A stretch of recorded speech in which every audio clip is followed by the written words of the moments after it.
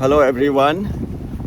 Life after experimenting with Formula 44, experimenting with meditation on Bhagavad Gita versus applying the spiritual nuggets of knowledge into day-to-day work, into the complex oil and gas projects that I do are really turning out to be very exciting.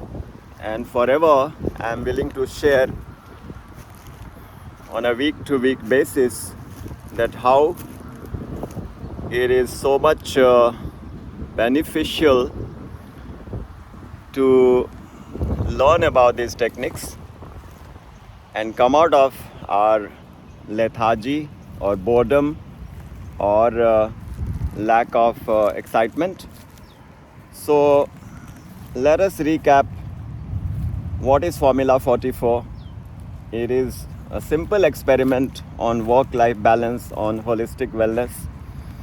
We put a tick box that today I will complete all these 8 activities. 4 activities related to food and 4 activities related to exercises. 4 activities related to food are: consume one fistful of nuts and dry fruits every day. Some in the morning, some in the late afternoon. Consume 2 helpings of fruits every day. 1 in the morning, 1 in the late afternoon. Take 3 glasses of warm water every day when we get up, and make it a celebration. While you sip the water, you can meditate, you can do pranayam, breathing techniques, you can do Surya Namaskar, sun salutation, you can listen to some divine heart touching music or listen to some discourses. So much we can do in that Brahma Muhurt, 2 hours before the sunrise. That is such a auspicious time of the day wherein the spiritual practices can be made into such a beautiful experiment. So the 4th element of food, do have 4 helpings of food which is rich in grains, vegetables, pulses, lentils, such organic, fresh, nutritious food. So 1, 2, 3, 4. These are the 4 elements of food, and the 4 elements of exercise. 1 hour of meditation. 1 round of meditation. You can make it 1 hour or 10 minutes or 20 minutes depending on your stamina, your habits, your belief, your routine. 2 rounds of walking. Again, you can walk 10 kilometers or 5 kilometers or 4 kilometers. 3 rounds of pranayam, breathing techniques. You can select your favorite breathing techniques. Mine are Vastrika, Anulom Vilom, Kapalbhati, Om, Omkar, and last but not the least, the 4 rounds of Surya Namaskar, sun salutation, which is such a complete exercise. When you do sun salutation, you are exercising all the limbs of your body. So Surya Namaskar can be a transformative experiment. And I must thank many of you who have come forward and shared with me the benefits you had after implementing Formula 44. One of my ex-colleagues, rather a professional in the same industry, I've known him for 20 years. Recently I met him after a long time, and he surprised me by complimenting me and showering me with so much affection and credits about his experiment. And he said just by implementing the water therapy, his life has changed. And Rajesh, thank you so much for telling me that when you consume water in the morning, it should be warm, you should sip it, you should not gulp it in one go. You should celebrate it for 45 minutes or half an hour, you should sip.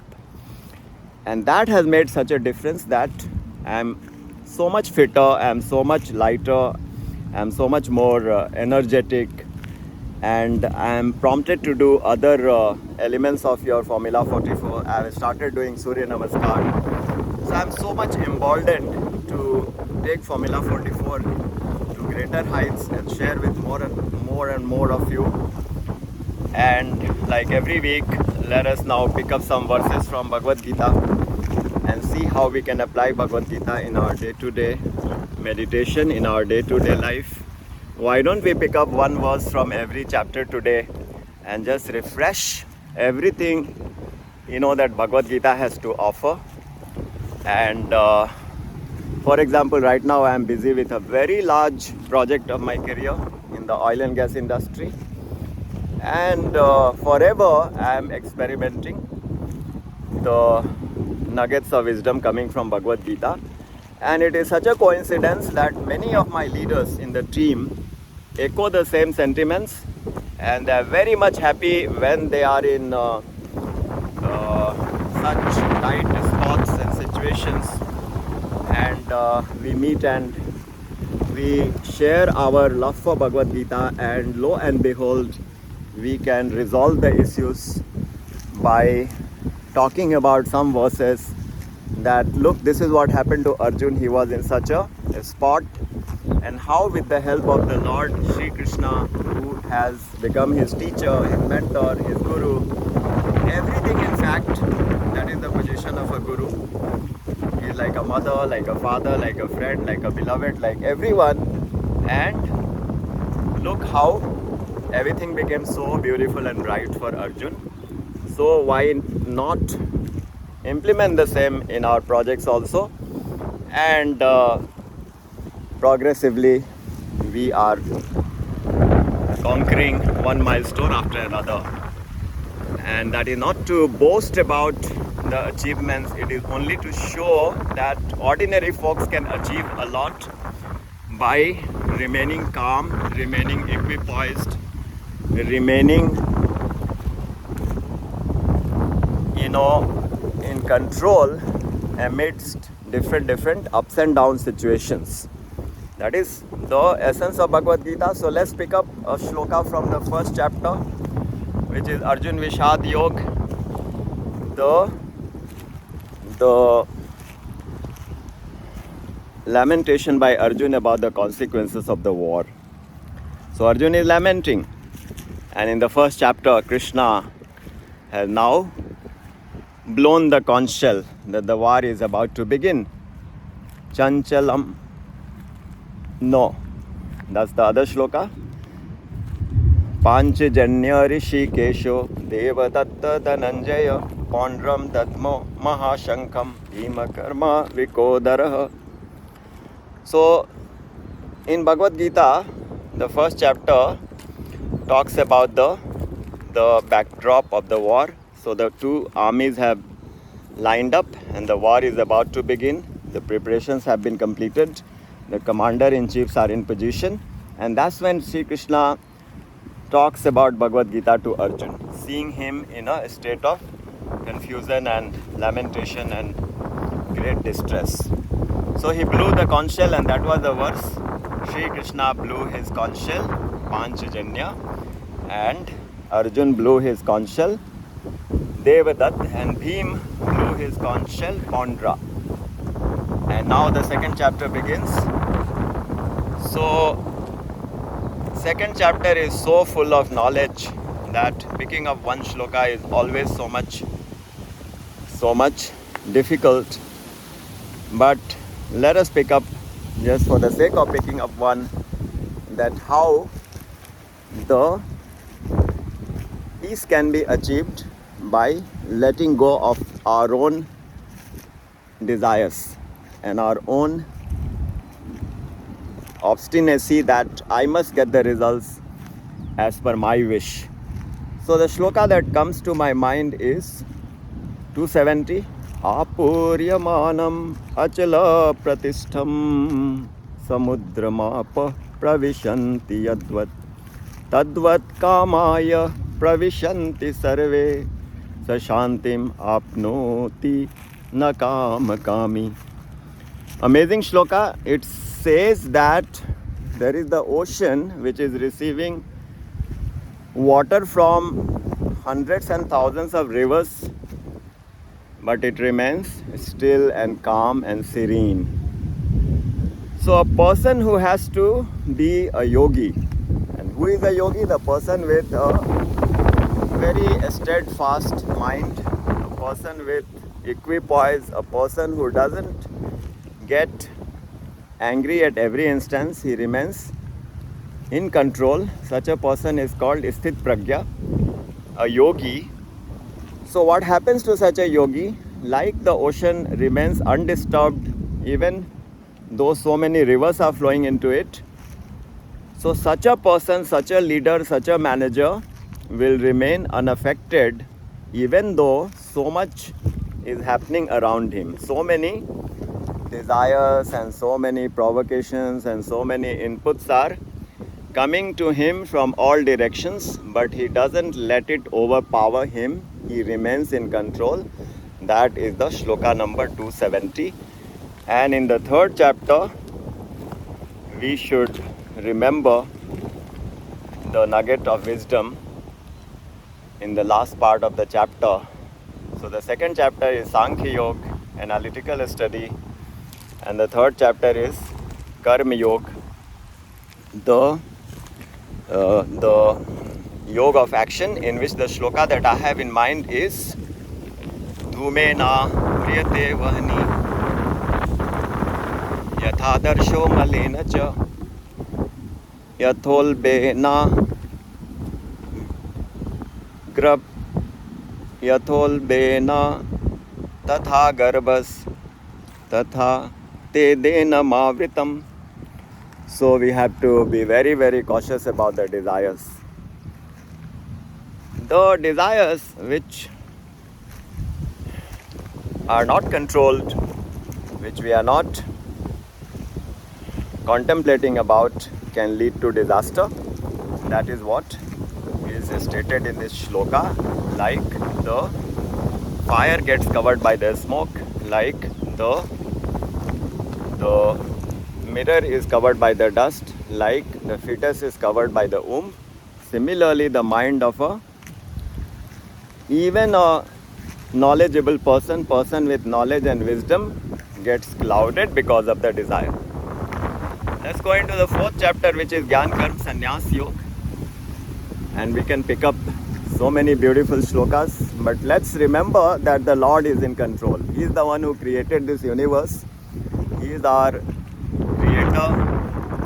He is our sustainer. He is the one who destroys the material world, but he always protects the one who is surrendered to him. So that Lord is saying in the fourth chapter, he says, Janma karma chame divyam evam yo vetti tatvatah tyaktva deha punarjanma neti mameti so Arjuna. So my birth is divine. My birth is divine. My actions are divine. A person who knows this, he doesn't even come back to this world. He remains liberated. He gets liberated, when he completes his life in this journey. Fifth chapter, Karma Sannyas Yoga, the yoga of renunciation, where you give up your material duties and you can retire to a spiritual life, but that is not recommended by Shri Krishna. But in this chapter also there are so many nuggets of wisdom, and one nugget is Vidya Vinay Sampane Brahmane Gavi Hastini Shuni Chaivasha Pakecha Pandita Samadarshina. Those who see the same divinity in a cow, an elephant, a cow, a dog, a Brahmin and a dog eater, such person is a real Pandit, a real Jnani, a real knower.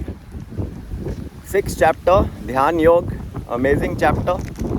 Let's talk about the mind which is so fickle. Chanchalam hi mana krishnam pramathi balvadridam. Tashyaham nigraham manye vayoriva so dushkaram. Shri Krishna is being questioned by Arjun. Krishna, you are asking me to control my mind, but controlling the mind is like controlling the wind. How is it possible? So fickleness of mind is the point in this verse, and that is our topic for meditation for today. So the 6th chapter. 7th chapter, Gyan Vigyan Yog, is so amazing. Sri Krishna says that Manushyanam sahasreshu kaschid yatati siddhe yatatam api siddhanam kaschin mam vetti tatvatah. He says that it is not easy to come to this decision that I will surrender to God. I will get into the spiritual realm of my life.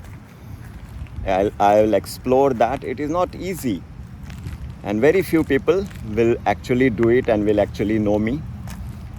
That's what Sri Krishna says in the 3rd verse of this chapter, Gyan Vigyan Yog, about both practical and theoretical knowledge.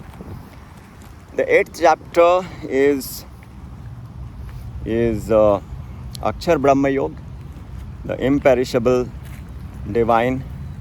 So many beautiful shlokas. One shloka which comes to my mind is Tasmat Sarveshu Kaleshu Maam Anusmar Yudhya Cha Mai Arpit Mano Buddhir Yomad Bhakta Same Priya. So there is only one simple formula: become active but calmly. Be active calmly and be calm actively. That's what they say. That do your work with full dedication and diligence, but don't get unnecessarily worried about it and leave the results in the hands of God. So remember God while we do our work is the essence from this chapter in the 8th verse. 9th chapter, Raj Vidya Yoga, is all about the confidential spiritual knowledge, which is such a amazing gift by Sri Krishna in the form of Bhagavad Gita.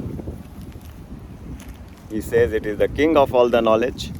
Raj Vidya Raj Guhyam Pavitram Idam Uttamam Pratyaksha Vagamam Dharmayam Susukham Kartum Abhyayam. Oh, this knowledge is so divine. It is so potent. It is easily realizable. It is auspicious. It is easy to execute. It is the king of all the knowledge. It is the most confidential. And it is going to give you the greatest bliss. So many aspects of the highest knowledge Sri Krishna talks about. Then the 10th chapter is about Vibhuti Yoga, the opulence of the Lord, which he explains in so many verses. The prominent verse that comes to my mind is Aham sarvasya prabhava matta sarvam pravartate iti matva bhajante mam buddha bhava samanvitaha.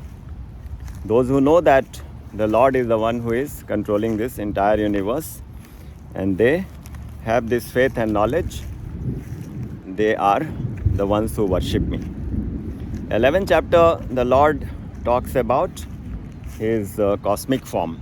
When Arjun wants to know, oh Lord, you are saying you are the creator and everyone, so can I have, a semblance of what you are talking about? So Sri Krishna shows him the cosmic form, in which there are multitude of suns and planets and other stars and all the people and the different elements of creation. Sri Krishna shows him that he is the repository of all that.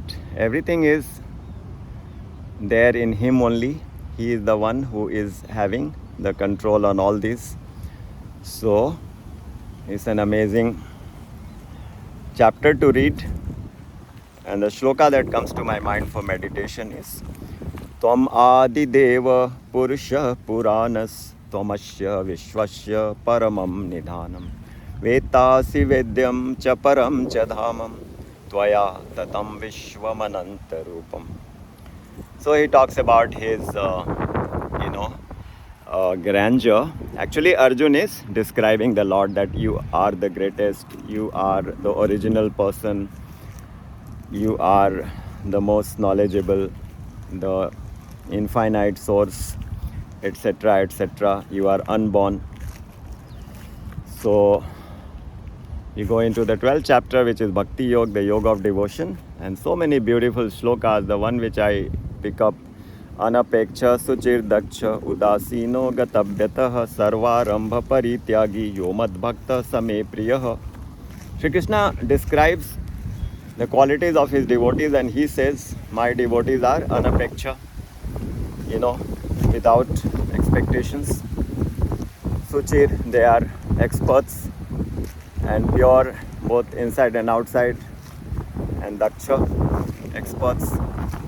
Udasin, they are neutral in all situations, neither getting too excited on success and nor getting depressed about the failures. Gatabhyatha, beyond pain and suffering, etc. 13th chapter is Kshetra Kshetragya Yoga. There is a set of shloka which is so popular. This is about the field and the knower of the field. Amanitvam adambitvam ahimsa chantir arjavam acharya upasanam shaucham asthiryam atma vinigraha. So many qualities of the yogi are again described in this chapter. 14th chapter, Gunatraya Vibhag Yoga. The three gunas, the three modes of material nature. So here the Lord says, He says, Jnana Nam Jnanam Uttamam. Aham Pravakshami Jnana Nam Jnanam Uttamam. Yaj Gyatva Sarve Muneya Sarve Param Siddhim Mitogata. So he says, let me explain all this knowledge to you once again. So he will talk about the three modes of material nature, Sattvic, Rajasic, Tamasic Guna in this chapter. And then we go into the 15th chapter, the Purushottam Yoga, where the Lord reveals himself as the Supreme Personality. And he says in 15:15, Aham Sarvasya Prabhavo. No, he says, Sarvasya chaham hridi sannivishto mattah smritir gyan apohanam cha vedaischa sarvair ahmeva vedyo vedant kritved videva cha. I am the remembrance, I am the forgetfulness, I am the one who is the source of the Vedas. I am the one who is supposed to be worshipped by the Vedas, and I am the only knower of the Vedas. And I am seated in everyone's heart. So this is the Purushottam Yoga, the yoga of the Supreme Personality. And 16th chapter is about the demoniac and divine qualities. So it begins with Abhyam Sattvam Shansuddhir Jnana Yoga Vyavasthitihi Danam Damascha Yagyascha Swadhyaya Astapa Arjavam. So again the qualities of the yogi, the devotee, beautifully described. 17th chapter is about the Shraddhatraya Vibhag Yoga, the three types of faith, and again the qualities of the material nature are very well depicted. And my favorite shloka is about the placidity of the mind and the speech, how the speech should be made, which is such an important factor in our day-to-day life. So much quarrels can happen if we are not cautious about the speech, what the words we speak. So the chapter says, one shloka, Anudvega karam vakyam satyam priya hitam chayat swadhyaya abhyasnam chaiva vangmayam tap uchyate. It says that how you should speak.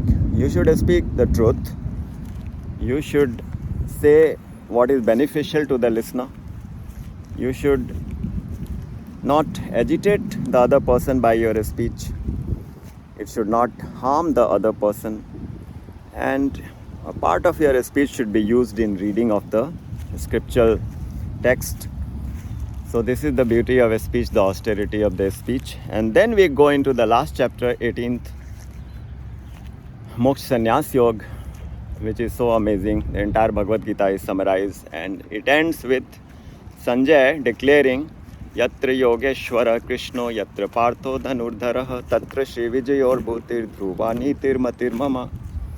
So Sanjay says, wherever there is the supreme archer Arjun, and wherever there is the Yogeshwar, the master of all yoga, Sri Krishna, there will always be victory, there will always be auspiciousness, there will always be opulences, there will always be wisdom.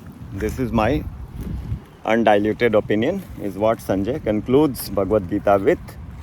So this has been our meditation for the day, because meditation is the key to